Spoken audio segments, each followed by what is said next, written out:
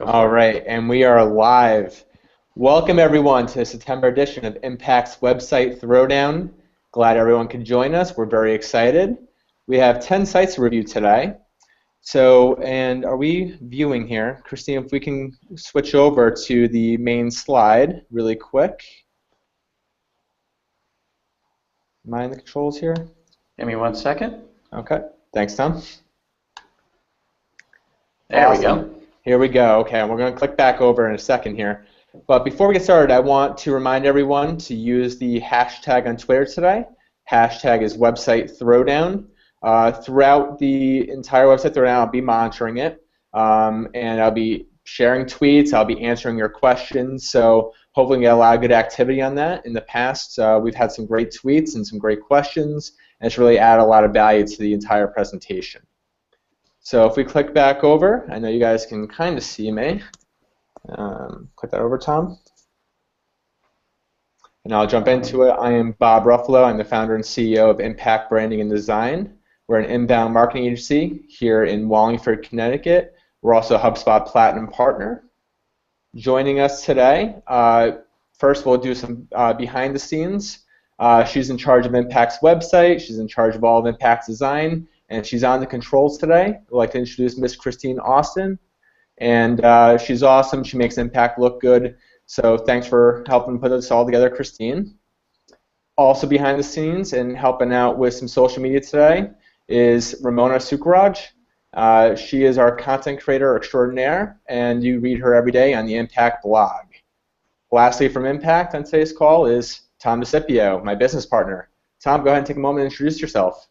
Sure. My name is Tom DeCipio, and this is, well, I'm the Chief Strategy Officer here at Impact, and this is actually my last website Throwdown as a single man. My next one, I'll be getting married October 9th of this year, and the next time I'm on here, I'll be able to show the ring on the camera. But I'm excited. We got 10 great sites that we're going to jump through today, and that's it.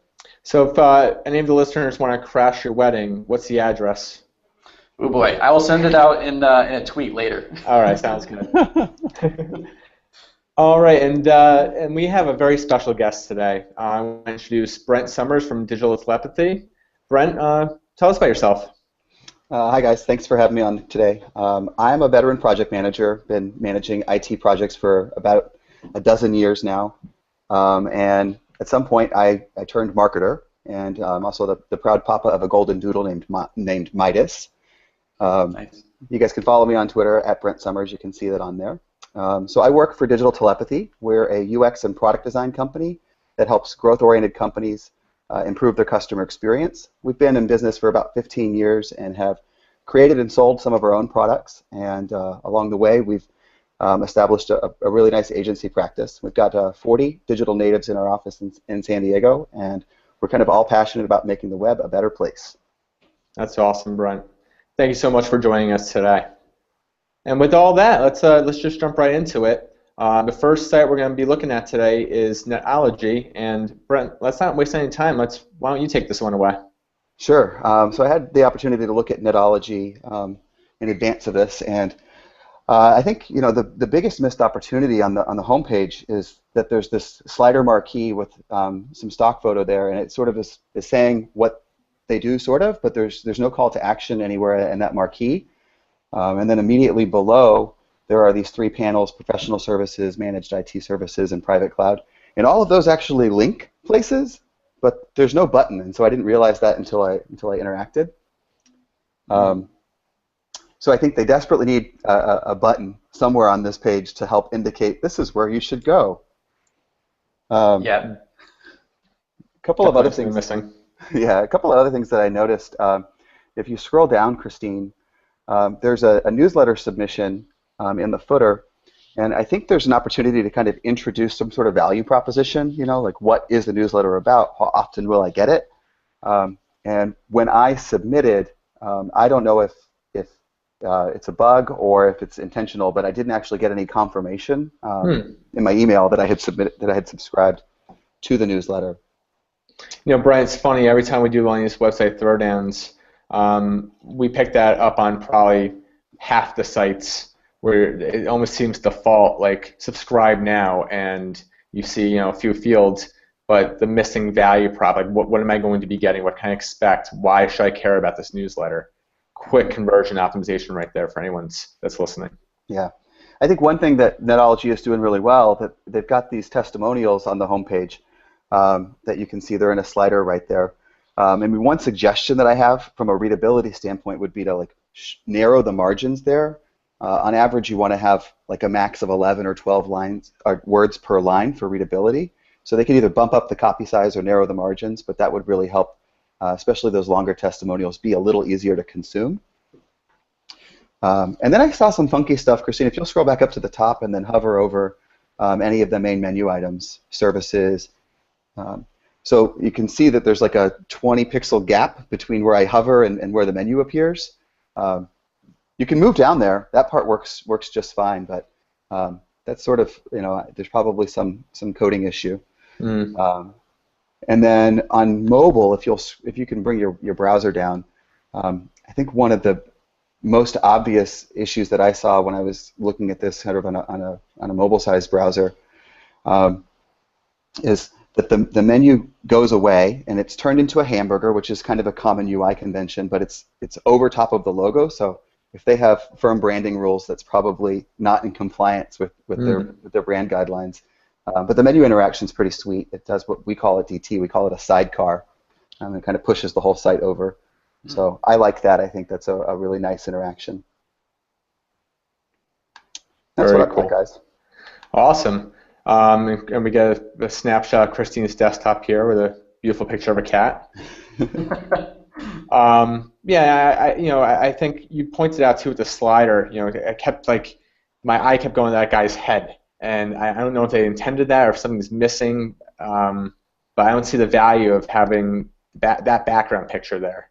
So you mentioned it, but definitely choosing the pictures, the stock photos for the background. There's the guy's head again. Apparently that's custom VCIO services. Probably want to look at some of the design elements there. Great. Anything else, Tom, for the site? No, I think we're good there. All right, let's move on to the next one. And I'm trying to figure out how to pronounce it. It seems French, so maybe it's Invenois, or if it's Invenio IT. I think look at the logo here. I think it's Invenio IT. Yeah, I'm gonna go with that too. I think Okay. I would agree. That's good. I took French in high school, but I don't know if my skills still apply. So I think this is mine, right? I'm gonna tackle this one. Go for it. Cool. So, I think the value proposition does a lot to tell me about, who they are, what they're doing, who they're targeting in some cases. My biggest concern with landing here was the messaging with the image, right? So business continuity is all about making me feel comfortable that if I work with you and something happens, that I'm safe. But what I'm seeing in the background is a hurricane. And to me, that signifies a huge problem is going to arise. I guess from a messaging standpoint, if you want to tackle the other side of it, maybe that negativity invokes some kind of emotion from me to feel that. But for me, I want to feel comfort when I come here. Like I know that if I work with you, I'm going to avoid a hurricane altogether. I'm trying to play devil's advocate here, Tom. A little bit. I figured you would. I kind of like the hurricane, and I think a business continuity services company will want you to know that something will happen eventually. I mean, you have to protect your business, and managing risk is a big part of that, and risk being a hurricane. We've been through this here in the Northeast. So I kind of like it. I think that it's part of their message, and maybe it's a little bit of a scare tactic, but I like it. Yeah, there's definitely two sides to it. I mean, Brent, what are you thinking? I'm a Floridian, so I immediately saw it as a hurricane and said continuity. I've been in power outages and whatnot, so I think the juxtaposition of the scary hurricane makes a lot of sense, and I think if I was choosing fire, hurricane, or tornado as a natural disaster, I think they picked the right one for this kind of use case. Nice. This would be a great question to throw onto Twitter using the hashtag website Throwdown. What do you guys think? Should they use the hurricane scare tactic? which is part of the reality, or do you think you're with Tom on that a little bit, where you might want to portray a little bit more safe and secure as part of your branding? So use the hashtag website Throwdown and let us know what you think there. I love it. That's a great discussion. Christine, if you want to scroll down just a bit. And what I can tell you that you can't really see from the way she's scrolling is that there's a scroll lock on the website. So basically, when you swing your finger down on your mouse ball or your trackpad, it will automatically lock you to a certain part of the website, which to me is a navigation no-no, because it makes it difficult to navigate exactly where I want to be on the page. And it's almost like a slider that's going up and down. You can see the bullet points on the side. So it makes it tough for me to stop exactly where I want to and to view what I want. The other thing too, Christine, is if you hover over the navigation bar, you're going to see a crazy menu bar, like right there. To me, what happens when you're pulling that down is you're completely losing the context of the website.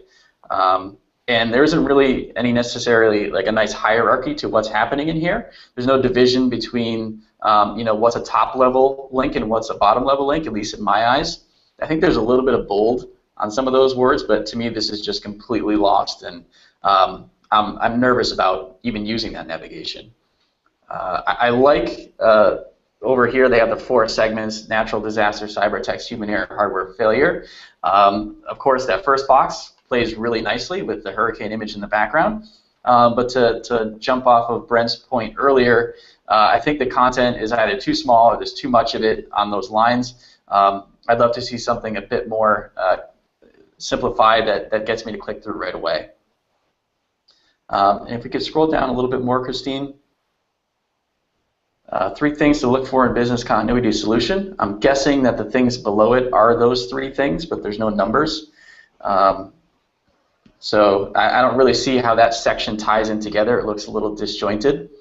But if you keep going down, I notice you've got a call to action to book the demo. So great, we're trying to generate some leads right from the homepage here. And finally, we've gotten to some testimonials here and some social proof. For me, this is always something I would love to see higher up on the website. If you look at some heat maps and scroll maps of users, I would say maybe about 10 to 20% of your users are even making it down to the bottom of your page. So they're probably not even seeing any of this in many cases. I don't know for you, but that's what I've noticed with many of the sites that we've looked at. The one positive I'll say from, if you go down a little bit more, I actually like that you have a very simple form to contact, to have people contact you. In many cases, business continuity is something that might be, it may be a last minute thing, that they're approaching an issue or they have an issue and they need help getting back on their feet. So this might be a great way to get more form fields quicker, whereas if you were asking all of these, in many cases I see where they'll ask for maybe 10 or 12 things, you're blocking those leads from actually converting on your site. So maybe one extra field in here that might say what your role is would be helpful, or a website or something like that. But I like that you're trying to keep things condensed. That's been my my thought process. Awesome. What about you guys? I would have liked to have seen the red panel that was introducing the 3 ways. I think if they had brought that red down or made that H2 and the subtitle there a little bigger to kind of insert some hierarchy, that those things come together. I think Tom, your suggestion was maybe putting a number. I think that would be a solid way to tie all of that together a little more. Also, I noticed that book demo is kind of repeated multiple times on the page. You might consider moving that book demo into the main navigation and letting that be like a big button. That main navigation is static, right? It's sticky. So leaving that kind of omnipresent in the header might be a good option too. Brent, you just took the words right out of my mouth. That was going to be my feedback, is that there should be a stronger call to action as you scroll throughout the entire page, and that's the perfect spot for it.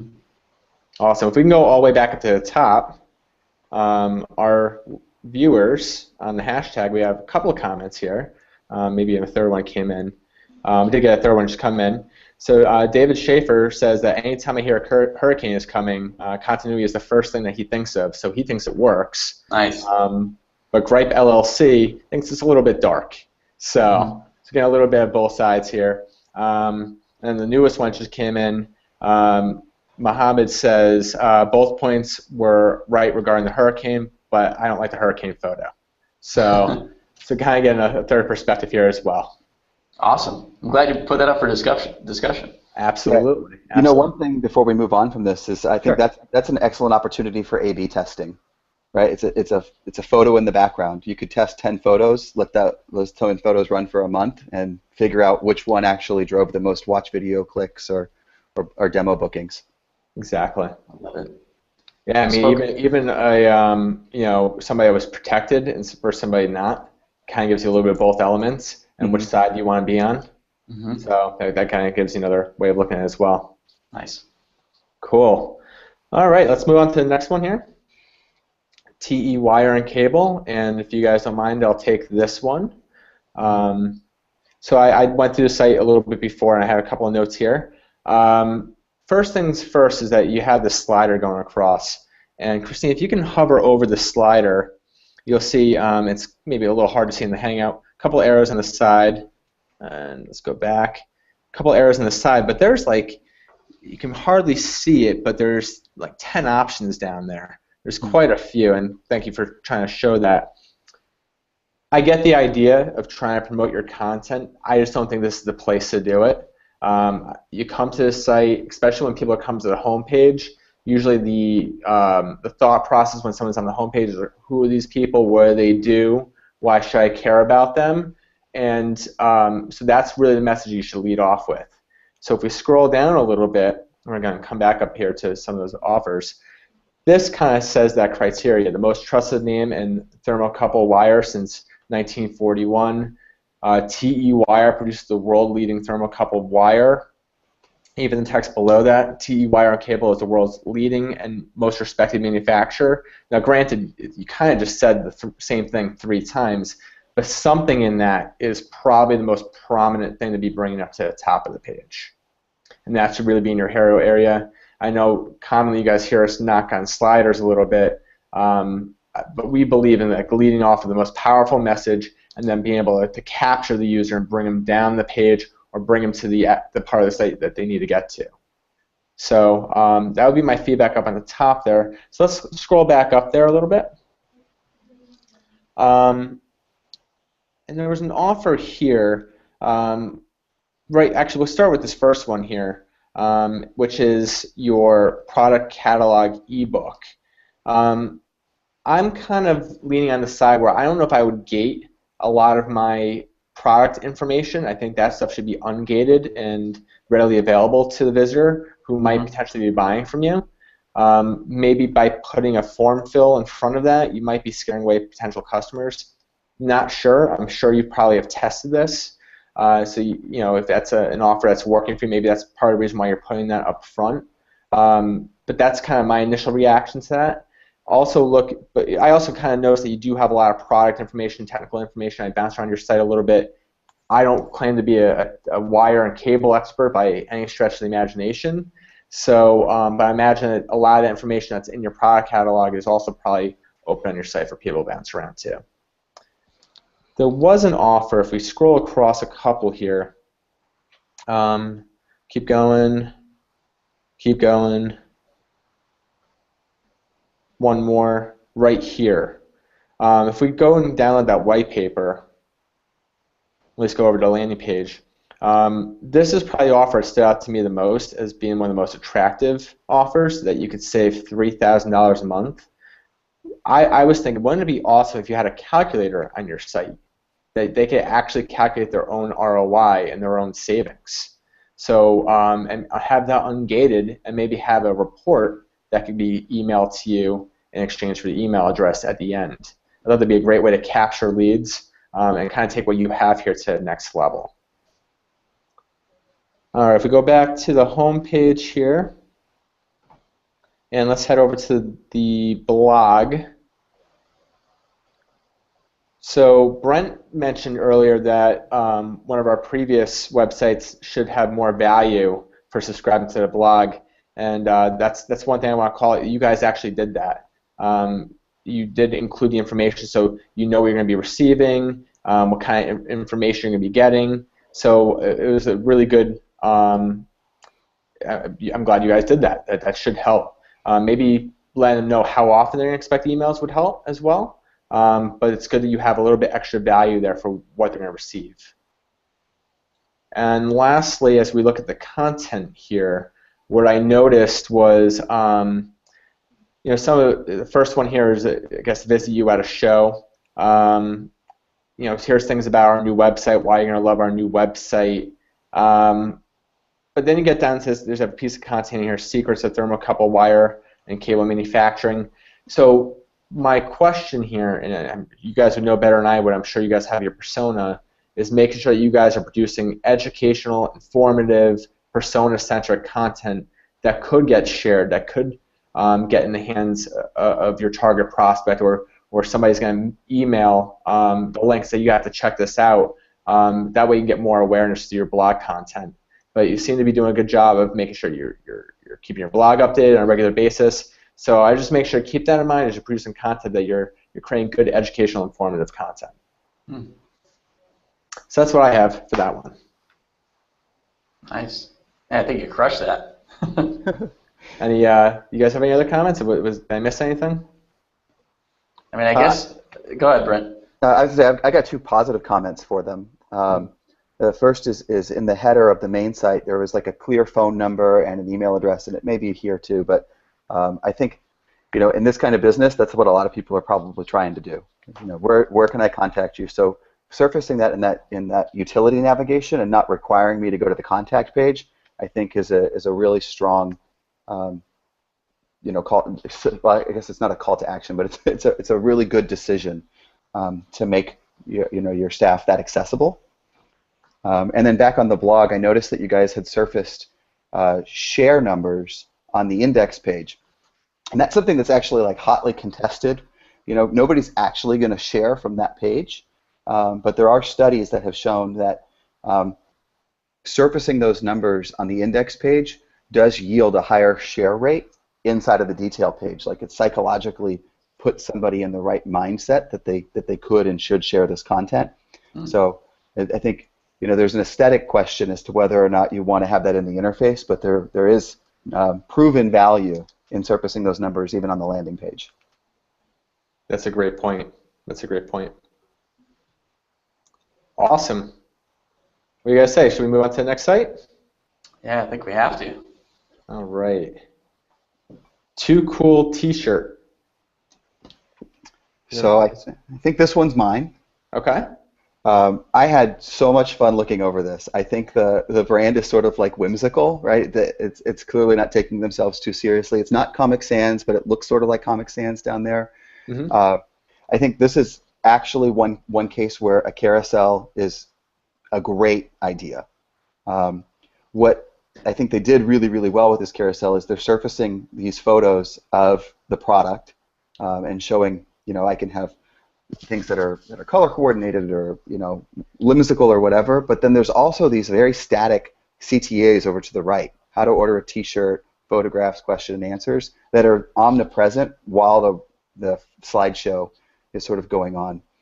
The CTAs are actually hard-coded images, though. They're not text. I don't know that that's like a big deal. It's certainly not helping you out with search engine optimization, though. As I was going through this, on the left there's some kind of plugin that's the info from Bright Info that's like surfacing blog posts, and if you continue to scroll down, Christine, you'll see that same widget like relocates and moves to the bottom corner. Mm-hmm. I think that's a pretty cool interaction. It borders on being intrusive in the experience, though, and so I would suggest that being higher value content than just a blog post. Have it be a piece of gated content or a call to action. That's my immediate reaction to that stuff. I always like to look at websites in sort of a responsive view.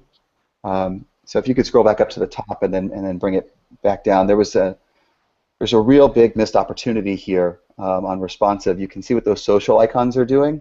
So there's like 90 pixels of social icons that could still be horizontal, but it switches to vertical. I don't think that's doing you any good. The menu is pretty easy to interact with, though.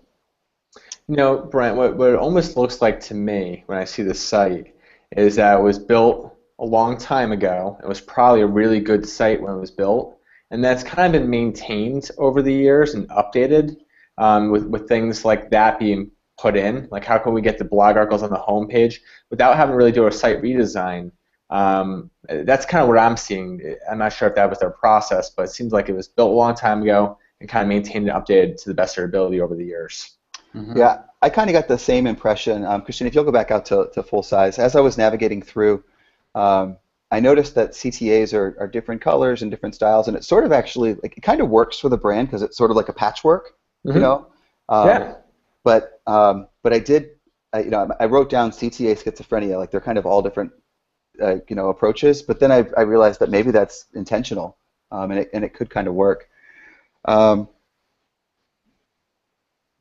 I did notice inside of general info that one of the buying guides links to a landing page, and so something on the left there says some sort of buying guide,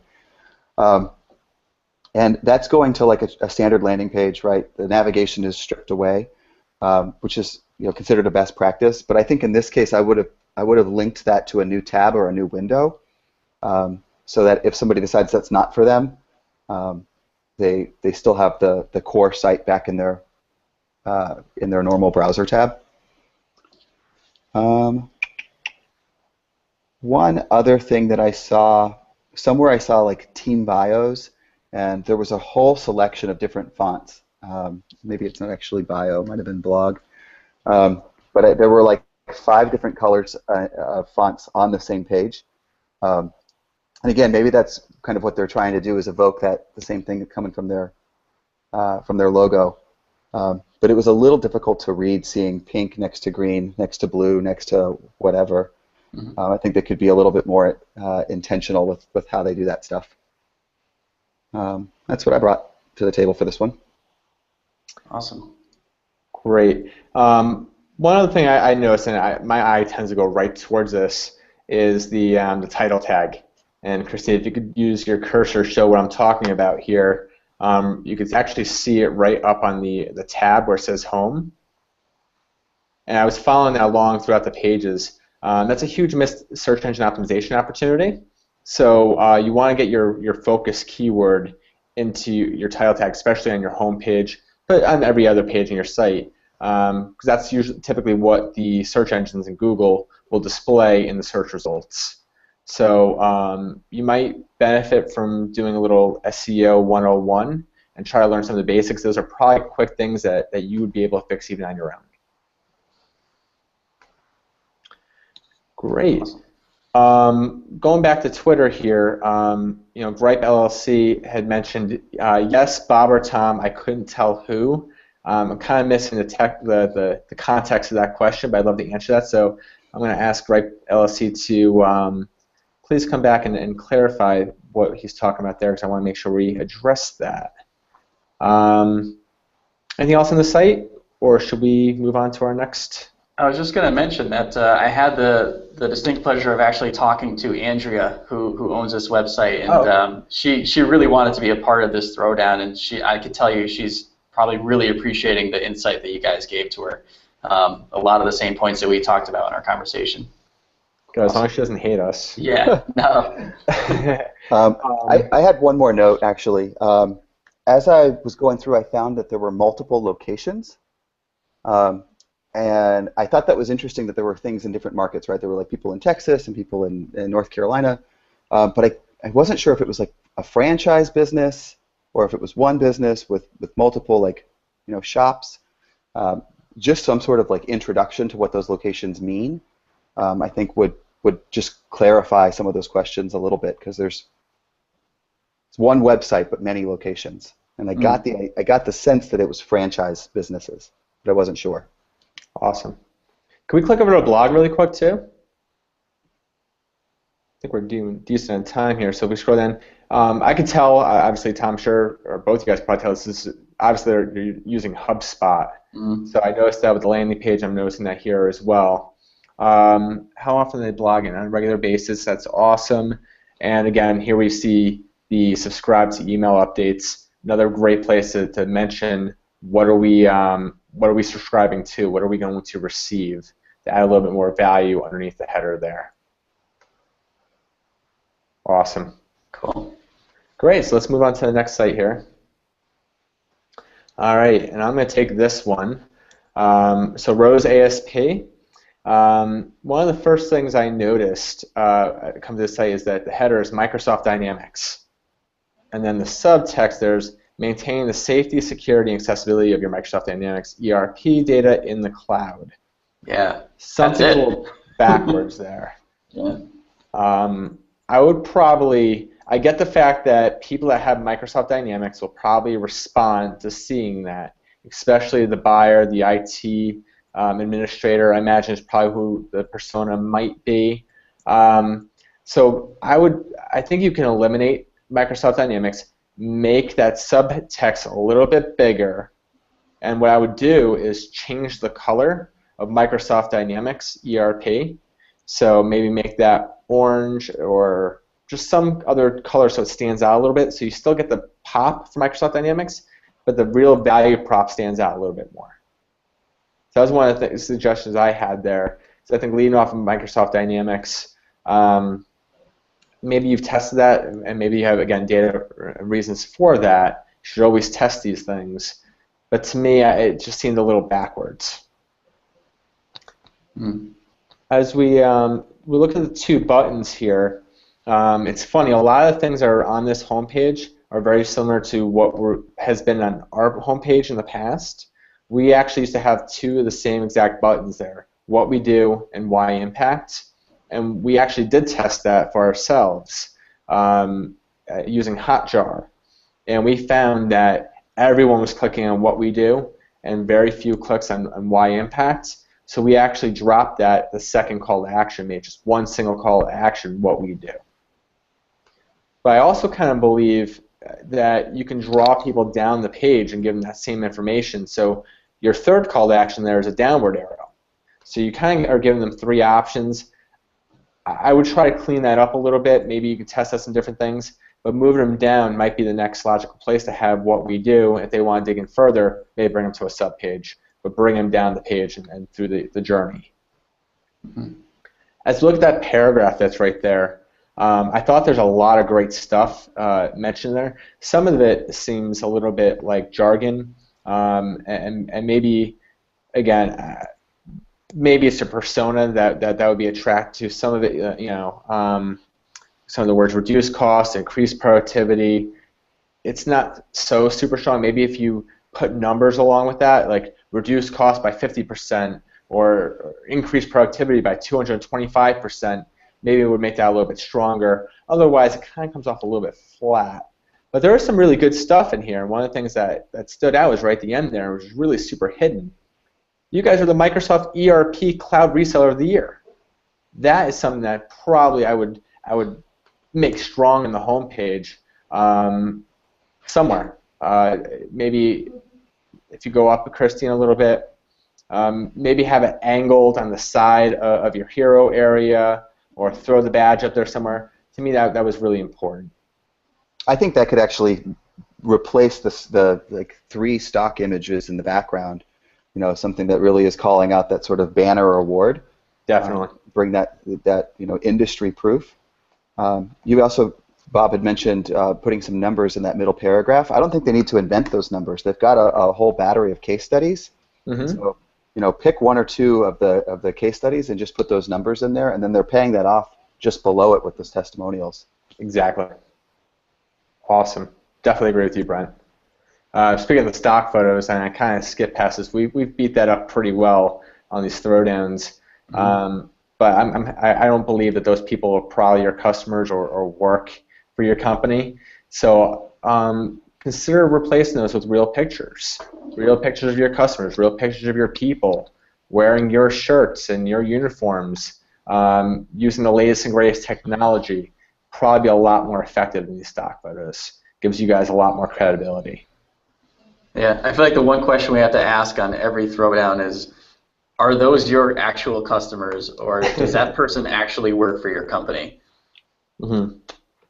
And I get getting those pictures might be a little tough, but I think it's definitely worth the investment to hire a photographer for an afternoon and get some really good pictures of your team, because it just adds so much validity to your company. Mm-hmm. As we scroll down the home page here, I really like the layout that you did here for the 3 testimonials, the Seymour success stories. Again, I think we had ours at one point very similar. My feedback for you here would be to cut down those testimonials or have those link off to a separate page for people to read more, because when you're saying too much, you're really not saying anything.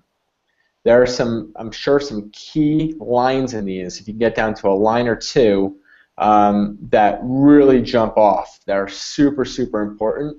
But by clouding them in a long paragraph like this, you're people are going to browse over it. Some people will read them, but maybe not everyone.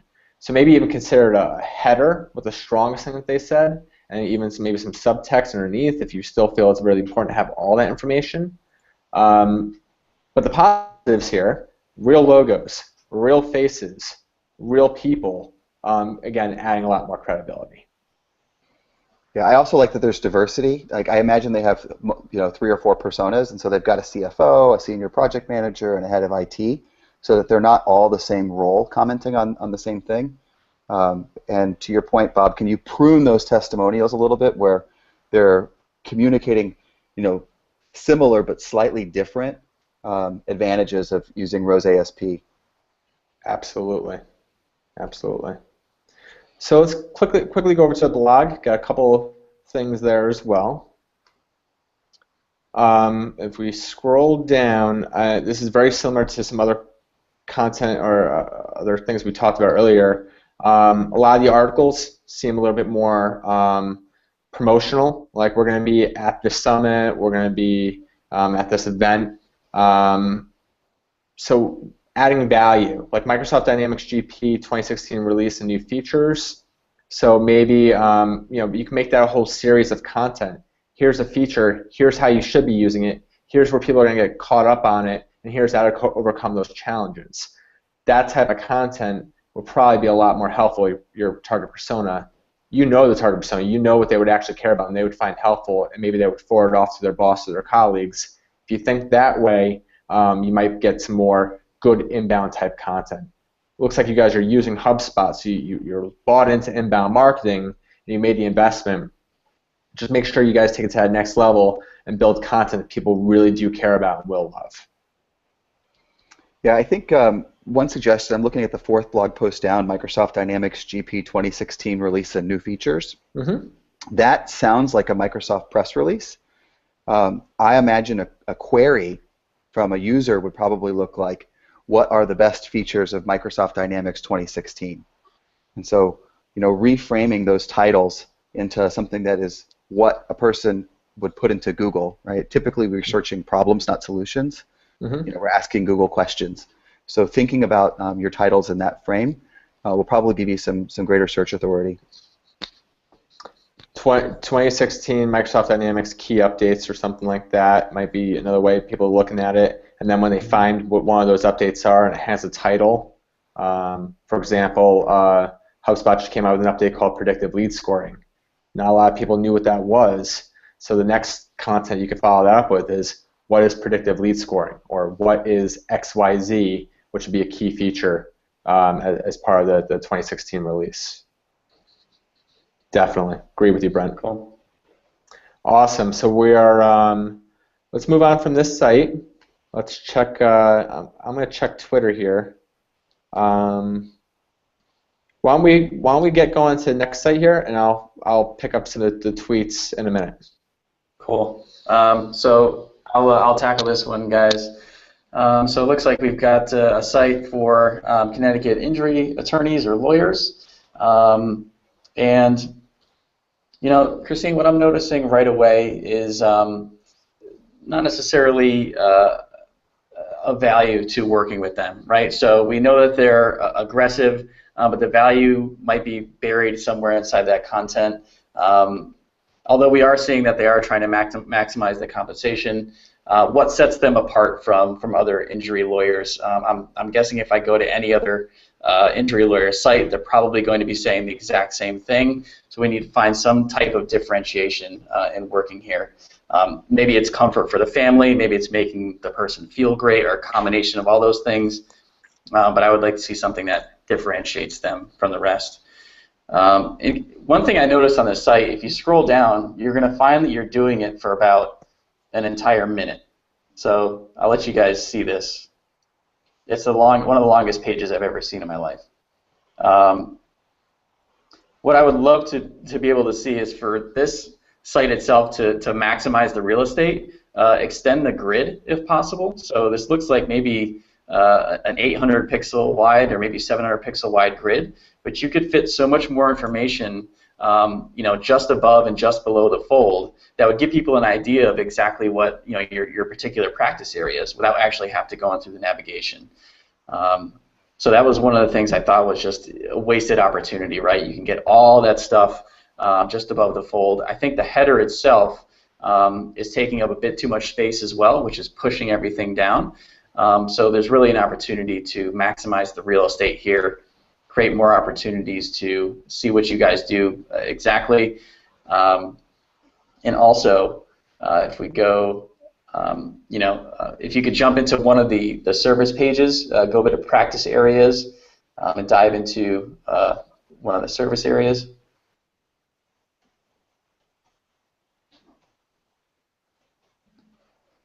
So one of the things when it comes down to dealing with legal matters or working with attorneys or any type of fine print or language, it really comes down to content. That's one of the scariest things about working in these types of cases is deciphering what all the content means, and you work with lawyers to help figure that out. But what's troublesome is when you come to this website, all you see is content everywhere. There's really no hierarchy or placement for this content that helps me read through it or digest it. So I'm almost experiencing that frustration or that trouble and trying to get through what your site is going to help me do or what you're going to help me do. It's like the same things I'm going to be reading on all the forms that I'm signing afterwards. So for me, I'd love for the experience to be a little bit easier to get through, to see some digestible content here. And then also after getting through it, I have a very clear, as Brent would say, surfacing the number here, which is great. But it'd be awesome to actually just have the contact form right on this page. Usually if they're in this state of mind, they've just been and maybe in a car accident and they're reading this page, there's probably not much they're going to want to do beyond this point after understanding here. Why not give them the opportunity to convert as a lead right away on this form, have the form right on the side there. The other thing I'm noticing too is that you've got a lot of awards or top ratings living down the edge there, which is great for, again, social proof, which I'm a huge advocate of. But I'd love to see some of that, again, above the fold if we take it back to the home page or put it on the About Us page, keeping that the center of attention. I can imagine that if we took this window and we shrunk it down to maybe a mobile device size, that this probably wouldn't scale all too well. Christina, if you could shrink that down for me. So if we scroll back up, oh, actually, that's not too bad.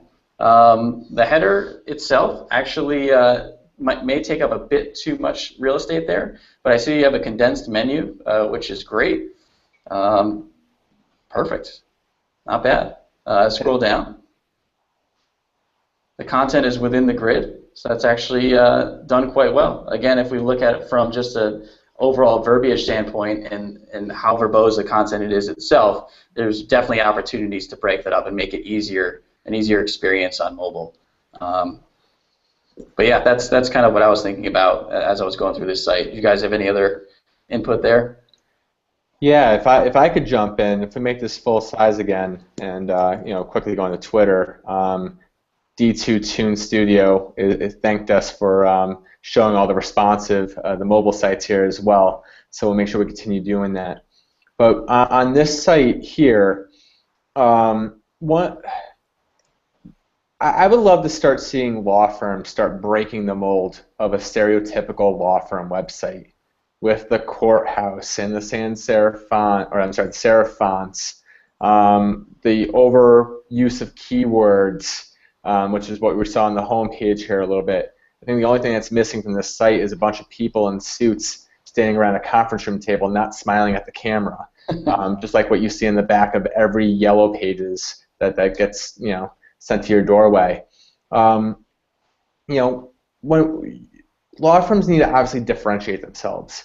Every town has, how many different law firms? Every state, there's a lot of options for people, and what you're selling is humans, people to help people.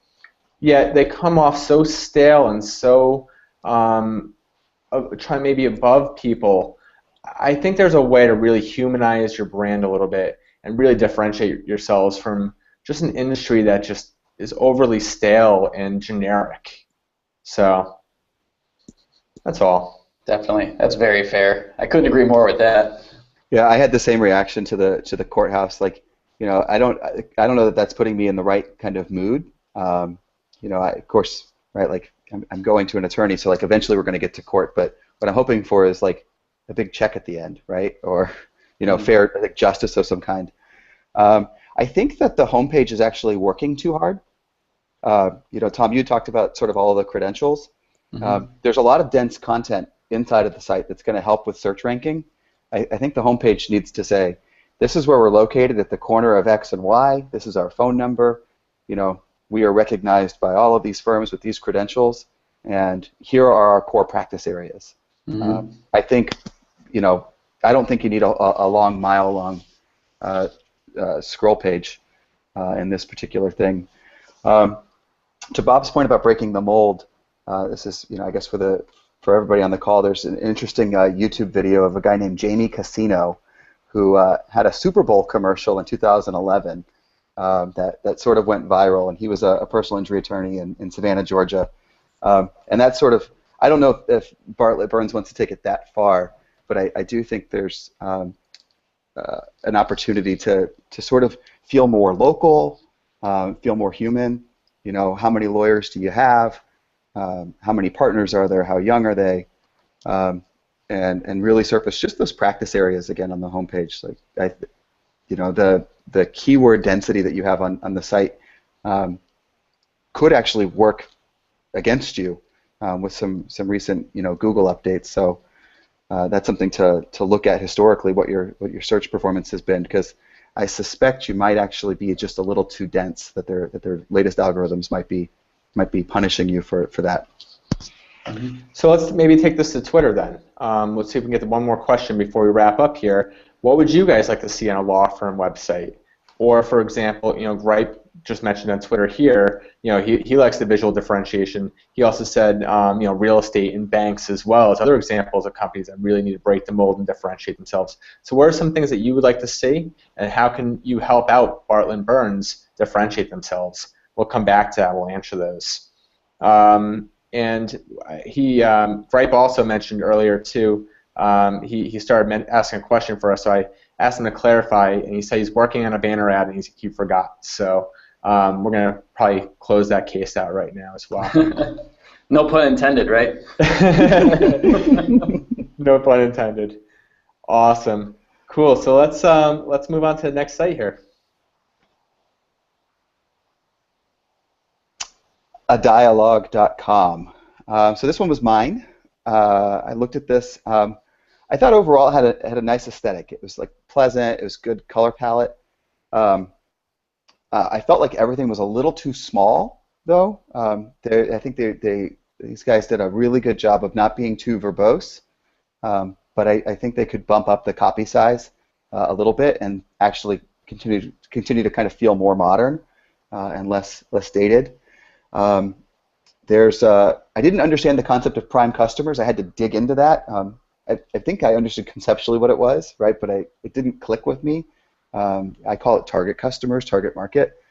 But again, if that's the thing that resonates with your personas in this like wellness marketing world, then great.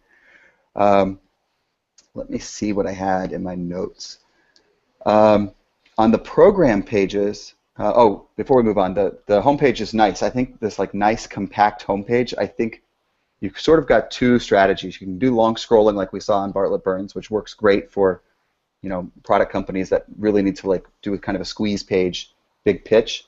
For this sort of thing, the value is in getting somebody off of your homepage, and so figuring out how to do that in a compact way is really valuable, and they've done that really well here with targets and services. Each of those 5 bullet points is an offshoot to something that's otherwise buried in the main navigation. So I like that they surfaced those links, and then there's these white papers as a call to action that's going to generate leads pretty quickly. Where I was headed though was in just pick any program, Christine. And on it, you'll see that there's a request info. Go ahead and click into whoever.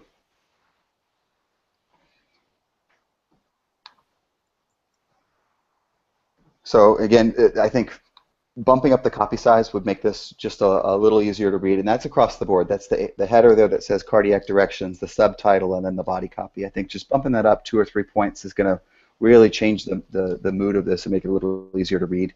But if you scroll down, there's a request info form on the right, and then there's a request more information on the left, and then the request more information links off to another page that's not doing you any good. I think this form is a little easier to complete, and you know what page I've completed it on. When you go to request more information, the button, it takes you to sort of generic form that I don't know that you would know which information I was requesting, because it's just requestinfo.php. And this is a pretty laborious form. Like if I wasn't filling out my taxes and there was money on the other end of this, I don't know that I would actually complete all of the questions that are on this form. Nice. I think I have 2 more points. If you click on About Us, Christine, on the right-hand side are that like sort of familiar, carrot bullet list sort of thing. On the home page, those were URL targets, so it was clickable. Here, it's not clickable.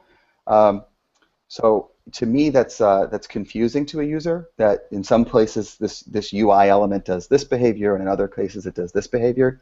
I'd look for consistency there. Here, probably just a simple bullet list. The arrow kind of indicates that it might go somewhere, as it did on the home page. So switching that to just a standard bullet would probably be enough differentiation to not cause subconscious confusion. And then as I was downloading some documents, I noticed that the downloads are all in a serifed font, and the website actually has no serifs on it.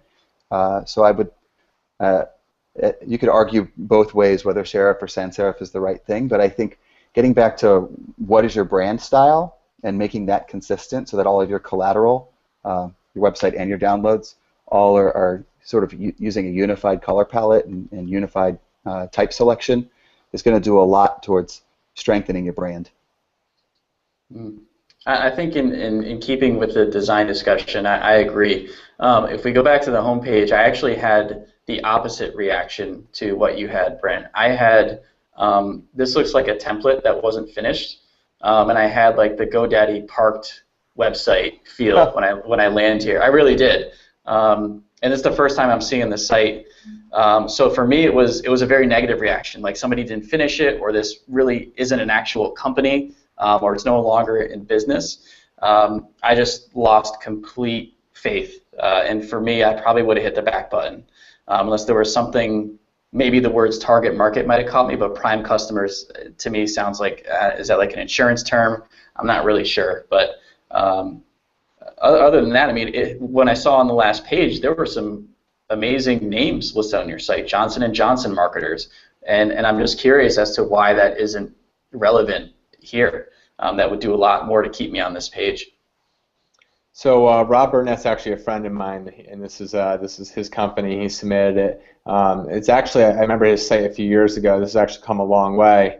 But I hope we were helpful, Rob.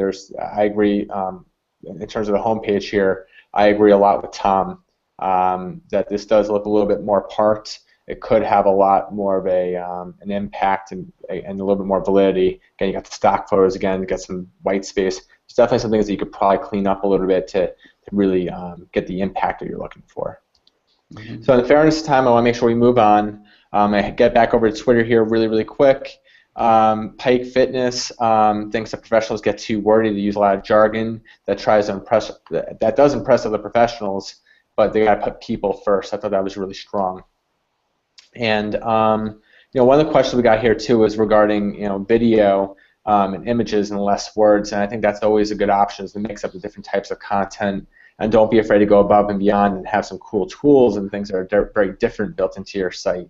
So we also had a question regarding balancing keyword density with aesthetics and visual balance. And again, I think you have to optimize for the human first, and then focus on the search engines. So it should be optimized, but should be natural keywords. Mm-hmm. Cool. Awesome. We don't have a lot of time left. I want to get through these last few sites. So adaptive globalization, who's going to take this one away? Yeah, I'm going to go after this one here. So really quick, I had some interesting points on here. I wanted to like this site, but there's so many things wrong with it for me from a messaging perspective. Okay, so be nice. I'm going to try. The first thing I saw was, we are a leading global recruitment and executive search. I mean, that's a huge claim. And I'm having trouble verifying that. I don't see any numbers. I don't see how that's actually the case. So again, for me, it was very much a messaging thing, starting with that point, and then going back to the logo actually and looking at investing in people. But I don't see one person on this website.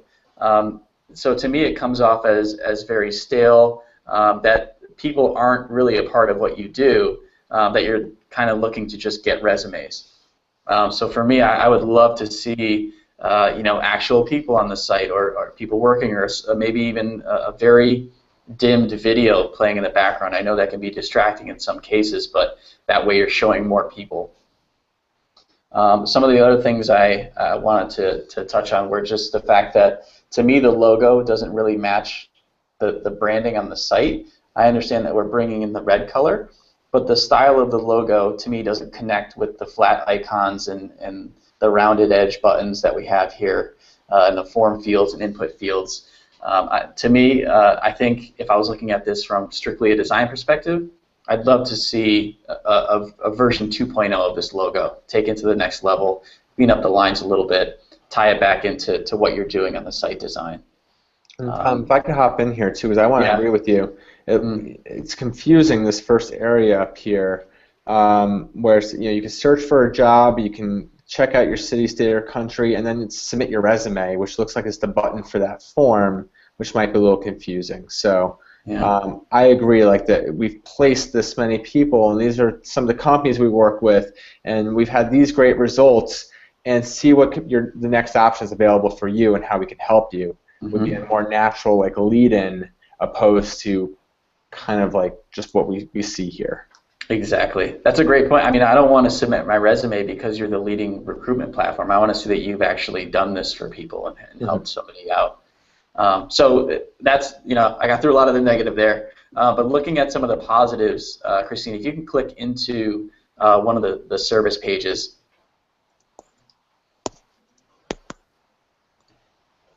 I actually love how this is laid out. Aside from the title bar, or the input box up here, which I think takes up some real estate that could be used, I love how we have the bold statements, the H1 of the site, content information management, a little blurb about what it is, so I don't necessarily have to read the whole page. I just think we're missing an opportunity to convert somebody. So we've got the opportunity to search, but no opportunity to take the next step, and I'm not even really sure what that would be. Maybe it's a case study document that somebody has to download about how you help them. But if you scroll down a little bit, Christine, I think they've managed this in quite a nice fashion. It's not too much content. and it's segmented nicely. I would just like to see the next step taken. I agree. More humans on this page, more pictures of people. Mm-hmm. Yeah, I think the grid layout here is really nice. That they've got the H2 content and information management, or maybe that's an H1, but then the subtitle there that's nice and succinct, recruitment solutions for content and information management, and then that makes the body copy, again, narrower margins. Again, your target there is like a max of 11 or 12 words per line. So even though the copy is small, it's easy to read because of that ideal line length. Mm-hmm. And the big call to action on the nav bar is the social links, where I think it should be maybe a couple of buttons. One that's like find your dream job, and the other one that would be submit your resume, or have us help you, or something like that.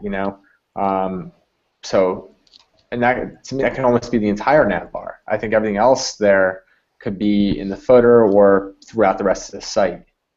I don't know if you need all that up there. Great point. Cool.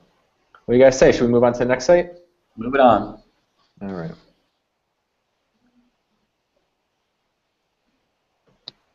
All right, there's so much wrong with this site. Actually, no, I'm just kidding. This is actually one of the sites that I really enjoyed going through. Had a really hard time picking out anything that I would change. So we'll take this from the positive, and then I'll let you guys feed in if we miss anything. But this is a veteran of the website Throwdown. They've been on the site before. I had some fun going through the Wayback Machine and watching some of the changes that they've made and try to understand some of the decisions of what they've made. And I think they brought it along very nicely. So one of the first things first, I always like looking at the value prop. Managing customer registration has never been so easy. By going through their site a few times, I see they've gone through a few iterations of this. Simplify your user's journey, secure your user's data was one of the ones I think we tore apart last time. We didn't understand. Yeah, we did. But I love this one. Managing customer registration has never been so easy. And I have the picture right next to it that shows me, okay, I can register through Facebook or Google Plus or Twitter or LinkedIn, and that's what I'm going to be. I get the fact that I'm as the website that I'm getting, people are registering to. I could put their technology on my site and make this really easy. I think that's a very well done value prop. And again, if you didn't get that from the headline, the picture, they explain it right below there. Mm-hmm. I love the fact that start your free trial. Whenever you have a software like this and you're offering a free trial, I think it belongs in the hero area. I like the way you made it orange, you made it pop. It's orange is a good call to action color. In case you were wondering, that's why we use orange on Impact's website, and we only use orange for any time we're asking people to talk to us, which is kind of our way of saying get your consultation and let's start a process together. So I like the fact that you used orange there a lot. Previous iterations of the homepage, you had those logos lower on the homepage, and I think you tightened them up and you very nicely put them right there. They're not too distracting. I like the way you made the colors. You got a darker, not darker gray, like a light gray with a darker gray logos. It's subtle, but it's impactful. Very, very nice job there. If we scroll down, I don't run a software site that needs a lot of registration, so some of these things, I'm having a little trouble connecting with the persona, but I'm going to assume that these are your three main key differentiators or value propositions. This is what separates you from everyone else. And obviously, I'm in the HubSpot community, so I can connect through HubSpot or get Salesforce, MailChimp. But I like the fact that you called out the three areas that make you different, and then obviously you can view the products there. Tom, on that last site, I'm trying to remember which one it was.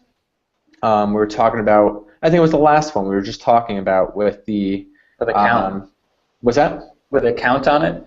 Or leading account? Yeah. You said there was no proof why they're the leading company. Exactly. Well, here you go. Yes. Yes. I love it. Bring that right up to the forefront. It's awesome. And you had previous numbers there before. So make sure that those are updated and accurate. I think it's critically important, and be able to back that up. And I think you're doing a pretty good job of backing that up. So let's see, if we scroll down here, I guess one small critique I can make is, we talked about this earlier, I like having a call to action always readily available on the site. So whether maybe the nav bar sticks and having that start your free trial always readily available, but that's a minor thing.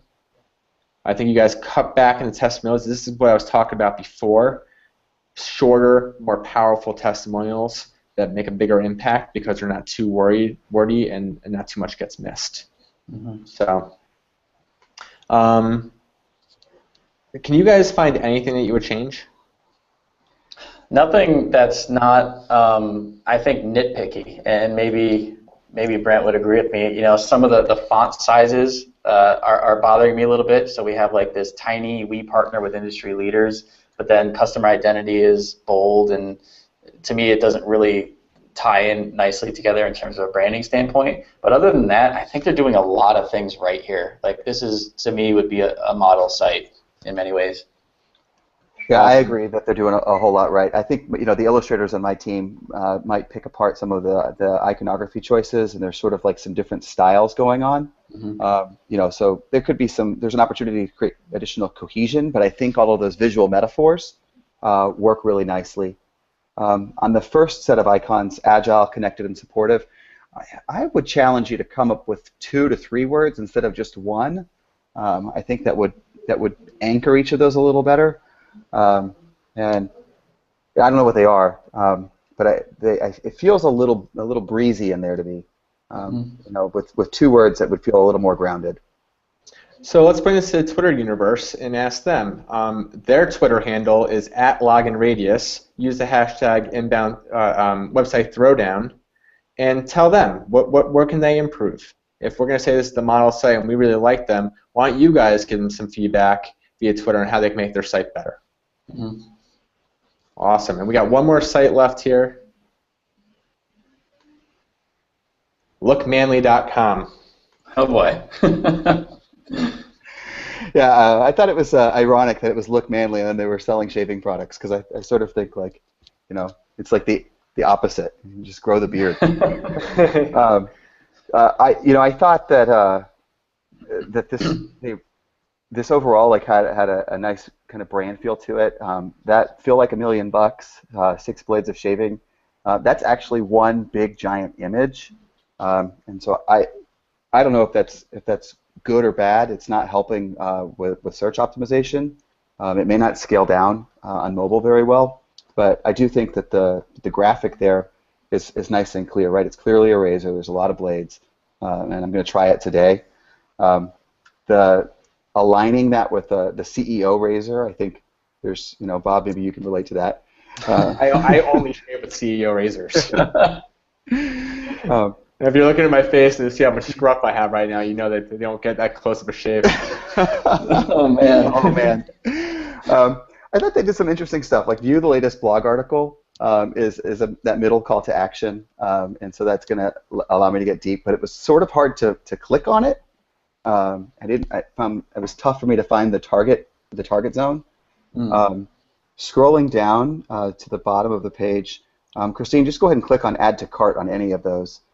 And at first I really liked this like quick interaction. It shows me that I've got something in my cart. As I was playing with that more and more, it actually I found it not to be a great experience. If you'll close that and then scroll back up, there is a View Cart button at the top right, and that value is not being updated. I would like to see that value be updated with a 1, and maybe that modal that came over. I liked that feedback that something had been added to a cart, but I would concentrate it to that area and not sort of interrupt my experience, because the actual core site experience as you go through looking at product pages and related products is actually pretty good, and I think that modal just sort of gets in the way. If you'll go back down to the bottom, I found a couple of issues in the footer. So they have multiple brands. There's like, I don't know what the names of them are, but the razors were one brand, and then sort of like shaving accessories were another brand, and it's blank. So I think that's just an omission, because the brands are certainly there as you go into the depths of the site. If you'll go ahead and add something to the cart and then view the process, or go to proceed to checkout. Again, this is kudos. One thing that I think they're doing really nicely is they're saying it's a 5-step process. So account details, billing details. I don't know why it says billing and account, because I was just at account. So there's still opportunities for improvement, but this helping me understand my progression through the shopping cart process is definitely a best practice. There are tons of shopping cart tools out there. I think this one is BigCommerce. So every experience is a little different, so giving your user that sort of orientation really helps. But there is an opportunity to improve this, that subdomain of BigCommerce store-HJ83, not doing a whole lot to boost trust. So if you're competing against Dollar Shave Club, and that is a branded experience all the way through, and then here you're jumping to a third party and that subdomain isn't personalized, without other like badges saying that you're secure, a real astute CEO customer might question, whether or not this is a shopping cart that they actually want to put their credit card data into.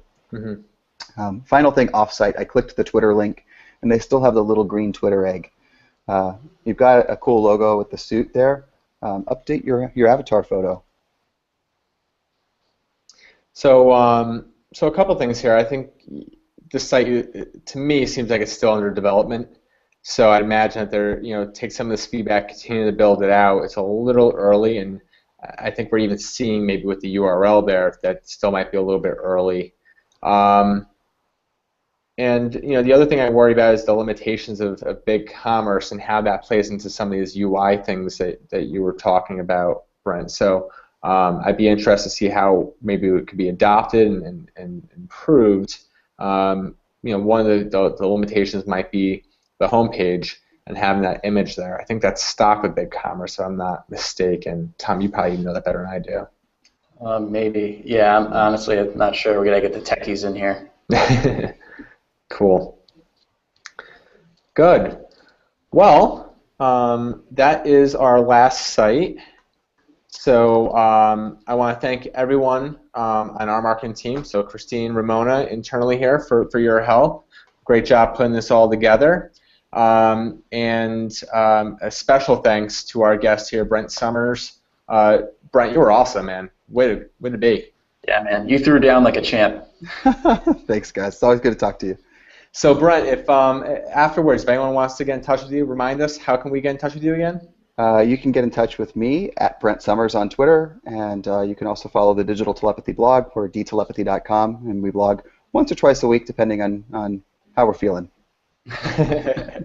Awesome. Very cool. And once again, we're Impact Branding and Design, inbound marketing agency, a HubSpot Platinum partner. If you want to get in touch with us, go to our website, impactbnd.com. For many of you that are watching this, you're probably on our site right now. Feel free to scroll all the way up, hit that orange Talk to Us button, and you can schedule a call with either myself or Tom, and we're happy to give you your own personalized private website throwdown. On that note, I think that's it. Continue to use the hashtag website throwdown. We'll be monitoring that throughout the rest of the day. It's been an absolute pleasure to do this for you guys. Thank you so much. Enjoy the rest of your Tuesday. All right. Take care, everyone. See you guys.